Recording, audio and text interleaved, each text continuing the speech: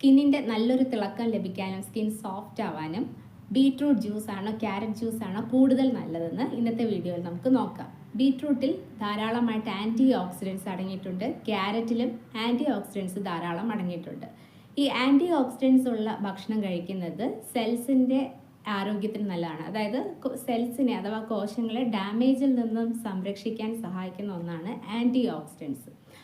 ക്യാരറ്റിൽ beta carotene നന്നായിട്ട് അടങ്ങിയിട്ടുണ്ട്. മാത്രമല്ല വൈറ്റമിൻ എ നല്ല രീതിയിൽ അടങ്ങിയിട്ടുണ്ട്. വൈറ്റമിൻ എ അടങ്ങിയ ഭക്ഷണങ്ങൾ കഴിക്കുന്നത് കണ്ണിൻ്റെ ആരോഗ്യത്തിന് നല്ലതാണ്. മാത്രമല്ല സ്കിന്നിനും വളരെയധികം നല്ലതാണ്.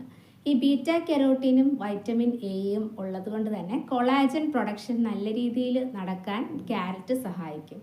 കൊളാജൻ പ്രൊഡക്ഷൻ നല്ല രീതിയിൽ നടക്കുന്നത് മുടിക്കും സ്കിന്നിനുമൊക്കെ വളരെയധികം നല്ലതാണ്. സ്കിന്നിൻ്റെ ഒരു ഇലാസ്റ്റിസിറ്റി മെയിൻറ്റെയിൻ ചെയ്യാനും യുവത്വം നിറഞ്ഞൊരു സ്കിൻ ലഭിക്കാനും അതുപോലെ റിങ്കിൾസ് അല്ലെങ്കിൽ ചുളിവുകൾ പാടുകൾ ഇതൊക്കെ മാറാനും ഒക്കെ വളരെയധികം നല്ലതാണ്. എന്നാൽ സ്കിന്നിലെ ഡാർക്ക് സ്പോട്ട്സ് മാറാൻ നല്ലത് ബീട്രൂട്ട് ജ്യൂസ് കുടിക്കുന്നതാണ്.